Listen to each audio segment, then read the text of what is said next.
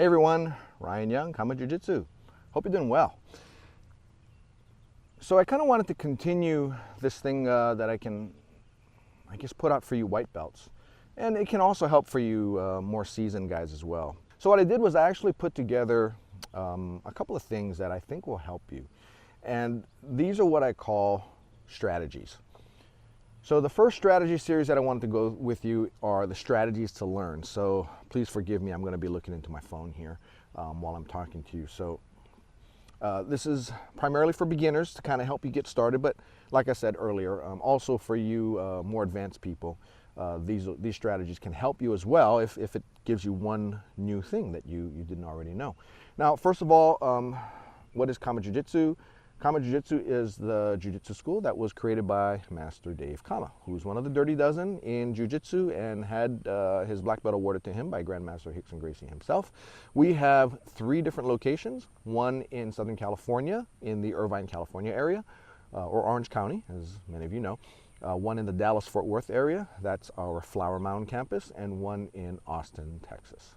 So come by our studios. You can check our hours out online, and if you want to come by and check it out, if you're looking for a school, we'd be happy to give you a free lesson and see how it goes. We also have our online program. It's KAATAROJujitsuOnline.com, where you can see Master Dave's curriculum as well as his tutorials online. And for those of you who are far away from a KAATARO Jiu-Jitsu location and want to learn our stuff, there's no better way to do it than that. All right, so back to the subject at hand. I want to give you today some strategies on how to learn. The hardest thing about jiu-jitsu is not doing jiu-jitsu, it's about learning jiu-jitsu.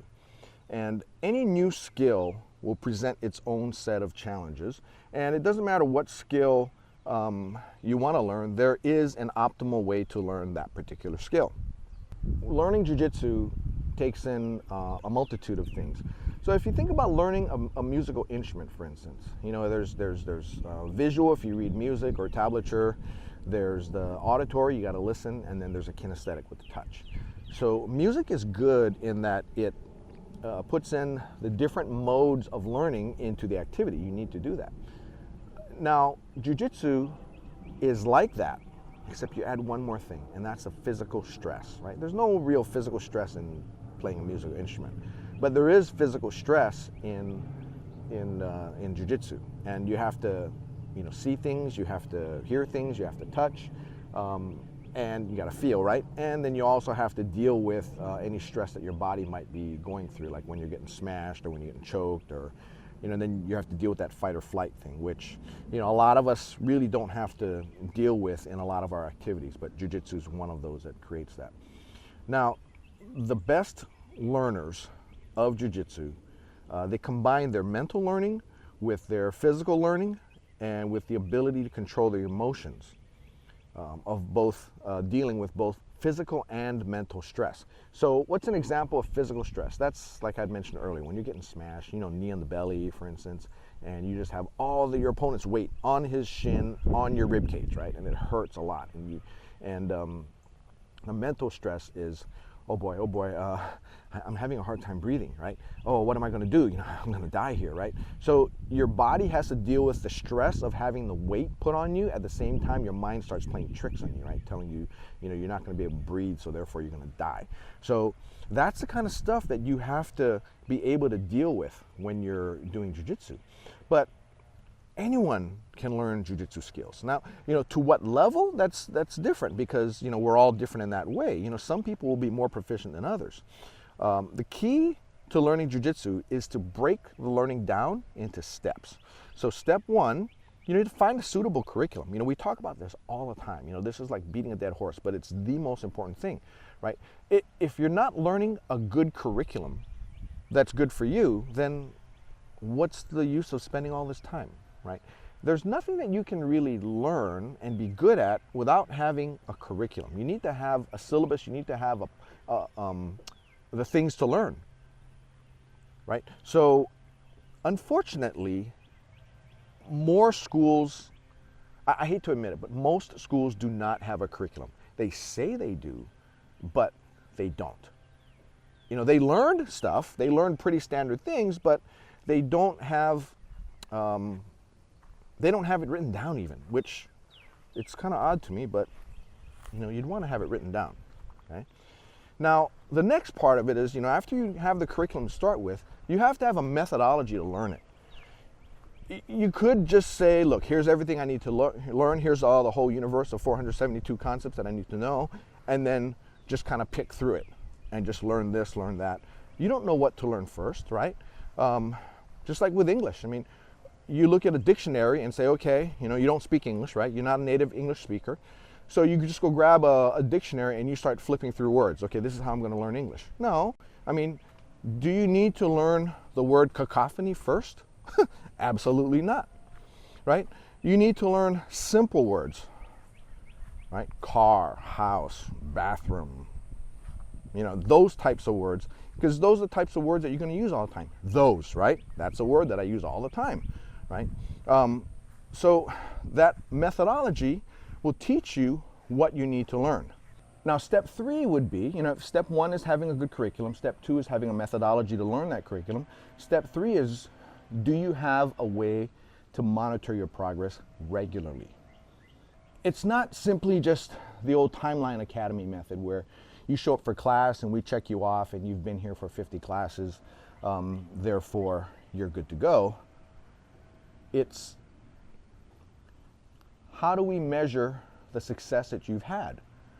Have you hit the first milestone, right? Knowing your mount escape. Have you hit a second milestone? Getting out of seatbelt attack. Have you learned a third milestone? Getting out of cross-side, right? So on and so forth. You need to have these milestones to monitor your progress in this curriculum and this methodology you're using. I've met dozens, if not hundreds, of practitioners who have years on the mat but don't know how to do some basic things, right? In fact, I was watching a video of a black belt, and when she got swept and put under mount, didn't have a clue on how to get out of mount, which was kind of dumbfounding, but oh well, that's just kind of how it is, right? And I don't know, in our school, you can't get a black belt unless, you can't get a blue belt unless you know how to escape the mount, let alone a black belt, right? So if you've purchased an online curriculum, like some of you have, gone to KAATARO.com, make some time to visit with the creator of that curriculum at some point in time to test your progress in that curriculum. Right? If that means you have to travel, you have to travel. That's just kind of how it is, right? I mean, a lot of people don't want to travel for jiu-jitsu, but they'll travel for other things. If jiu-jitsu is something that's important to you, you have make it a priority. Set some time aside so you can travel, even if it means, driving a few hours or even a few days. I mean, I moved from Hawaii to California to train, right? I'm not saying you're going to be like me, but that's just the extent to which I did it. Now, step 4, do periodic reviews. So before you go forward onto the next step, make sure you know the current step. And make sure you review the previous steps as well, so that you didn't lose that information that you had in your head. Right? Make sure that you have a good command of things, and every time you go back over it, you know it better and better and better. A lot of times you go over, like for me, with the self-defense stuff. Dave will teach it, and maybe it's the 40th time I've been in a class where he taught that particular concept, and I'll go, shoot, I didn't know that, right? Something new, right? Just there's one way that one of the variations he has on setting up an armbar from the guard that he did that I've seen him do, but I couldn't really do it for a number of years. And then maybe a year or two ago, he showed me one step in it that all of a sudden made it all click. And now I understand it. But I had been under the assumption that I knew it, but I really didn't. I didn't know that final detail, which was very important in retrospect. Now, step 5, there's 2 step 5s, let's go 5A, is to strive to be 1% better today than you were yesterday. Now, we're not always going to be able to do that, but strive for it. Strive to be better, right? Don't strive to be stagnant. Don't let any of your training time be wasted, because you never really know how long you're going to have on this great earth that we live on. So use every moment that you can, every new opportunity that you're on the mat. Use it to make yourself better than you were the previous day. So if you were able to work on some arm bars, like I just mentioned yesterday, do it today and try to feel better at it today than you were doing yesterday. And if you did, you made yourself better. And then also work to do that with all the other concepts you know. Better to get better at something you currently have than to learn something new and make what you currently know not as good, right? There's a saying in business, right, that it costs more money to get a new client than it costs you to keep a current client. So that's the same thing with your technical library.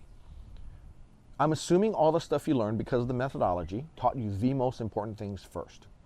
So make it a priority to get better at those and get better at those and get better, right? If you execute it well today, well, are you saying that you can't execute it better tomorrow? Of course you can, even if it's a little bit better. And then once you get to the point where you're comfortable being able to catch people with stuff like that, then move on, okay? So now, 5B, be patient with yourself. A lot of times we want to learn everything yesterday, right? Well, when would you like that delivered, sir? Yesterday. Well, yeah, I mean, that's kind of an expression, but we're kind of like that in that we expect a lot of ourselves sometimes, and we get disappointed in ourselves when we can't get something that we want to get. You know, I really want to get this, right? But it's not happening today. What's wrong with me? Nothing's wrong with you, right? 1% better every day, right? And be patient with yourself and keep trying. Remember that whole thing about the hammer and the nail that I'd mentioned, right? There's some days that you're just going to be the nail. Some weeks, some months even, where everybody is smashing you. But learn something when they smash you. Why did they smash me? How did that work for them, right? Even ask them, right? Hey, John, what did you do there, right? You've been able to get me with that every single time. What am I not doing that's enabling you to do it? And hopefully John's a good guy. You know, he's not like the old school guys. And John will tell you, well, it's because you keep putting your arm out there. Stop putting your arm out, right? Whereas the old school guys will go, oh, I don't know what you're talking about. Yeah. Oh, that arm bar? Yeah. How did I set up? I don't know. It just kind of fell into my hands. Yeah, and I just took the arm bar, right? That's how we did it before. But, you know, we're a lot more into sharing now, so that's it's a little different now. You know, and realize that nothing goes up in a straight line, right? Things will go up and down, up and down. The hope is that you have more up days than down days. But if you have a string of down days, don't despair. Like I said, be patient with yourself, right? Now, go with those particular concepts in helping you to strategize how to learn, right? Number one, find a good curriculum. Number two, make sure you have a methodology to learn that curriculum. Number three, make sure there's a way to monitor your progress regularly. Number four, monitor your progress. And number five, strive to be better and don't be discouraged and be patient with yourself. I hope that helps, and that helps to kind of get you going. And there'll be more. I've got another couple of videos that I want to do for you, and I'll get those done as soon as I can. Anyway, take care. Happy training. Bye now.